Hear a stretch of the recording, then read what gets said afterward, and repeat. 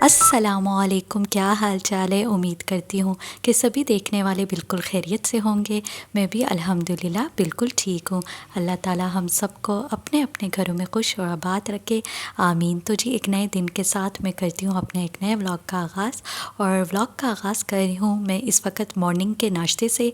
गर्मा गर्म चाय बन रही है और दूसरी तरफ मैं अपने लिए ब्रेड गर्म कर रही हूँ। आज भी मौसम काफ़ी अच्छा था और इस तरह से मौसम जब अच्छा हो, बारिश वाला हो या बादल छाए हुए हो, तो थोड़ी सी मैं चाय मॉर्निंग में ले लेती हूँ। और आज दिल कर रहा था एग फ्राई करने का, तो सोचा चले एग ले लेती हूँ। वैसे भी मैं डेली एग नहीं लेती, वीक में 2-3 बार ले लेती हूँ। आज इंशाल्लाह मैं अपनी कुछ क्लीनिंग की और कुकिंग की रूटीन आप लोग के साथ शेयर करूँगी, तो वीडियो को फुल वॉच कीजिएगा। न्यू हो तो सब्सक्राइब भी कर लीजिएगा। तो चलिए जी, नाश्ता मेरा रेडी हो गया है, तो करती हूँ नाश्ता और मिलती हूँ आपसे नाश्ते के बाद। जी तो नाश्ता मैंने यहाँ पर कर लिया था। और जब मौसम अच्छा हो तो इंसान का इस तरह से दिल करता है विंडो से बाहर देखने का। एक तो बहुत प्यारी सी ठंडी ठंडी सी हवा भी आ रही होती है, और दूसरा इंसान का ज़रा मूड भी फ्रेश हो जाता है। तो मैंने सोचा कि बग़ैर किसी टाइम ज़ाया किए क्लीनिंग स्टार्ट कर देती हूँ। आज डस्टिंग होने वाली थी मेरे अपने रूम की भी और लिविंग एरिया की भी, क्योंकि एक दिन पहले मैंने कोई ख़ास डस्टिंग नहीं की थी। वजह ये थी कि बारिश हुई थी रात को, जिसकी वजह से गेस्ट रूम में अक्सर हमारा पानी विंडो से अंदर आ जाता है और बस मैं पानी साफ़ करने में लगी रही, तो इसलिए मैंने डस्टिंग वगैरह कोई ख़ास नहीं की थी। तो इसलिए आज ज़रा डस्टिंग होने वाली थी, तो मैंने कहा कि चले फटाफट स्टार्ट कर लेती हूँ। आप लोगों के साथ मैंने शेयर किया हुआ है कि मैं अपना ड्रेसिंग टेबल वीक में एक दफ़ा डीप क्लीन करती हूँ, लेकिन डेली तकरीबन या 1-2 दिन छोड़कर मैं इस तरह से ऊपर से स्प्रे मार देती हूँ और फिर चीज़ों को साफ़ वगैरह कर लेती हूँ। क्योंकि रूम का जो विंडो है, यानी कि ड्रेसिंग टेबल के साथ ही बिल्कुल विंडो है रूम का, तो वो ओपन ही होता है डेली, तो वहाँ से थोड़ी बहुत डस्ट वगैरह पड़ जाती है ड्रेसिंग टेबल पे। इसीलिए मैं इसी तरह स्प्रे वगैरह मारकर चीज़ों को साफ़ वगैरह कर लेती हूँ। तो आ गई थी मैं यहाँ पर लिविंग एरिया में, और ये वाली इनकी टेबल्स वगैरह भी डस्टिंग होने वाली थी, तो मैंने सोचा कि चले इनको भी कर लेती हूँ साफ़ वगैरह। बहुत ज़्यादा डीप क्लीनिंग की तो उस तरह से ज़रूरत नहीं थी, क्योंकि जब इंसान डेली या तकरीबन 1-2 दिन छोड़कर साफ़ वगैरह करता है, डस्टिंग वगैरह करता है, तो ज़रूरत नहीं पड़ती बहुत ज़्यादा डीप क्लीनिंग की। अच्छा, बारिशों के बाद जब से मौसम काफ़ी अच्छा हुआ है, तब से मैं बड़े आराम से क्लीनिंग का काम और बाकी घर के काम मैनेज कर रही हूँ। वैसे तो ये है कि काम तो लगे ही रहते हैं, चाहे गर्मी हो या सर्दी हो, लेकिन गर्मी में ज़रा ये होता है कि क्लीनिंग का काम थोड़ा सा हेक्टिक हो जाता है, क्योंकि एक तो गर्मी भी होती है, ऊपर से पसीना भी आता है, तो इस वजह से। लेकिन ये है कि अल्हम्दुलिल्लाह से लगातार बारिशों की वजह से 2-3 दिन से मौसम काफ़ी अच्छा हो गया है।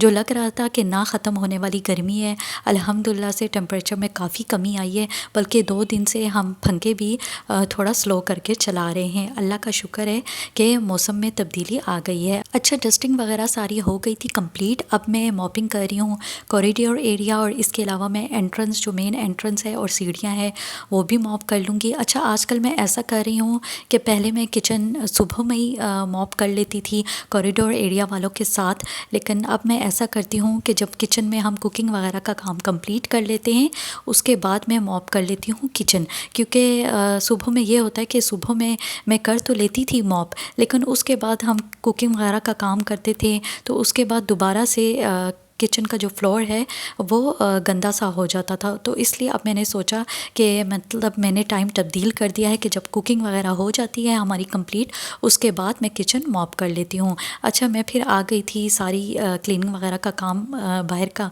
कंप्लीट करके मैं आ गई थी अपने वाशरूम में, क्योंकि मेरे रूम का वाशरूम भी क्लीन होने वाला था। तो मैंने कहा कि चले आज क्लीनिंग का काम कर रही हूँ तो वाशरूम भी साथ ही क्लीन कर लेती हूँ, क्योंकि वैसे भी मेरी कोशिश यही होती है कि वॉशरूम बिल्कुल भी गंदा ना हो। थोड़ा सा भी मुझे लगे कि गंदा हुआ है तो मैं फ़ौरन से क्लीन करने की कोशिश करती हूँ। अच्छा, सिंक मैंने अच्छी तरह से क्लीन कर लिया था, और अब मैं फ़्रेश अच्छी तरह से वाइप कर लूँगी, साफ़ कर लूँगी। इससे पहले मैंने हार्पिक डालकर इसको अच्छी तरह से रगड़ लिया था। तो वॉशरूम मेरा अच्छी तरह से नीट एंड क्लीन हो गया है। तो यहाँ पर मैं आ गई थी किचन में, और ये वाला जो क्लोसेट था, ये तीनों खाने ये भी साफ़ होने वाले थे। 2-3 दिन से मैं सोच रही थी कि साफ़ करूँगी करूँगी। तो आज मौका आ गया था हाथ, तो मैंने कहा कि चले आज इसको साफ़ कर ही लेती हूँ। ऊपर वाला मैंने अच्छी तरह से साफ़ कर लिया था। अब मैं चीज़ों को ऑर्गेनाइज़ कर रही हूँ। नीचे वाला खाने पे मैं आ जाऊँगी। अच्छा, ये इस पर मुझे बिल्कुल भी समझ नहीं आती क्यों इस पर बहुत जल्दी डस्ट लग जाती है। ख़ासकर जो सबसे ऊपर वाला खाना है उस पर बहुत जल्दी डस्ट लग जाती है। यानी अभी मैं साफ़ करूँगी तो ये तकरीबन सिर्फ जस्ट वीक चलेगा या 5 डेज़ चलेंगे, उसके बाद दोबारा से इस पर डस्ट वगैरह लग जाएगी। मेरे ख़्याल से शायद विंडो ओपन होता है हर वक्त, तो इस वजह से। और विंडो हम ज़्यादा इसलिए भी ओपन करते हैं क्योंकि हमारा सिलेंडर है, तो इस वजह से मेरी कोशिश होती है कि विंडो बिल्कुल भी क्लोज़ ना करूँ। हाँ, जब बहुत ज़्यादा सर्दी स्टार्ट हो जाती है तो विंडो हम क्लोज़ कर देते हैं। तो तीनों खाने मैंने अच्छी तरह से साफ़ कर लिया था, चीज़ों को ऑर्गेनाइज़ भी कर लिया था। तो यहाँ मैं करने लगी हूँ लंच की तैयारी। आज बनाऊँगी मैं मज़ेदार से करेले। अच्छा, अम्मी ने करेले पहले से काट कर और अच्छी तरह वॉश करके इसको फ्रीज़ कर दिया था। जब सब्ज़ी बहुत ज़्यादा आ जाती है या फिर ज़रा गैप बाद हम सब्ज़ी बनाते हैं तो अम्मी इसी तरह से काट कर फ्रीज़ कर देती है सब्ज़ियों को। और ये काम मैं बिल्कुल भी नहीं करती, ये अम्मी करती है। हाँ, अगर अम्मी गाँव वगैरह गई हो तो फिर मैं इस तरह से कर लेती हूँ कि अब्बू सब्ज़ी वगैरह ले आए तो उसको काट कर मैं फ्रीज़ कर देती हूँ। लेकिन ये है कि मुझे ज़रा फ्रीज़ वाली सब्ज़ी से ज़्यादा ज़रा ताज़ा कटी हुई सब्ज़ी का सालन ज़्यादा पसंद है। लेकिन ये है कि कभी कभी ऐसा कर लेना चाहिए, यानी कि अगर बहुत ज़्यादा सब्ज़ी है तो आप कुछ सब्ज़ी को यानी आधे सब्ज़ियों को कट करके फ्रीज़ कर ले तो ये भी सही रहता है। तो यहाँ पर मैंने प्याज वगैरह और टमाटर वगैरह बस तैयार कर लिए थे, काट लिए थे। अब मैं ऑयल डाल दूँगी और तैयारी स्टार्ट कर दूँगी। अच्छा, करेलों की रेसिपी मैंने एक दफ़ा पहले भी आप लोग के साथ थोड़ी शेयर की थी। वैसे तो लोग अलग से करेलों को फ्राई करते हैं उसके बाद इसको बनाते हैं, लेकिन मैं इस तरह से नहीं करती कि अलग से फ्राई करती हूँ, बल्कि मैं भिंडियों की तरह करेले भी सेम ही बनाती हूँ। भिंडियों की तरह जैसे भिंडी मैं बनाती हूँ कि मतलब कि ब्राउन करके प्याज को, बहुत ज़्यादा ब्राउन नहीं लेकिन हाँ ब्राउन करके उसके बाद मैं इसमें करेले ऐड करती हूँ और भिंडी भी मैं इसी तरह से बनाती हूँ सेम।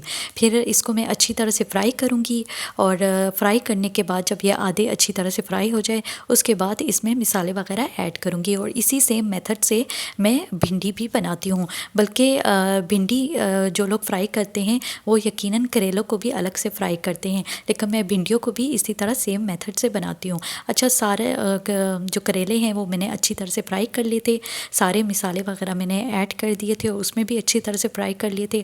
अब मैंने हरी मिर्चें और टमाटर ऐड करके इसको दम पे चढ़ा लिया था। एक तरफ अम्मी ने कहा कि चलो शेक बना लो बनाना और मैंगो का, तो यहाँ पर मैंने फिर शेक बना लिया था बनाना और मैंगो का। मैंने आप लोग के साथ ये शेयर किया हुआ है कि वैसे तो मैंगो का भी मज़े का लगता है, लेकिन मैंगो के साथ आप बनाना ऐड करें तो उससे भी काफ़ी टेस्ट जो शेक का है वो इन्हेंस होता है। तो मैंने अब्बू के लिए, अम्मी के लिए और अपने लिए डाल दिया था और यहाँ पर मैं आराम से बैठकर सुकून से एंजॉय कर रही थी अपना शेक और साथ जो है वो रिलैक्स भी हो रही थी। तो बस मैं आ गई थी यहाँ पर किचन में और हमारे मज़ेदार करेले यहाँ पर बन के रेडी हो गए थे।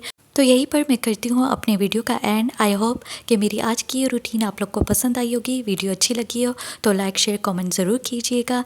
इंशाल्लाह ज़िंदगी रही, सांसें चलती रही तो मिलूँगी एक नए व्लॉग के साथ। तब तक के लिए अल्लाह हाफिज़।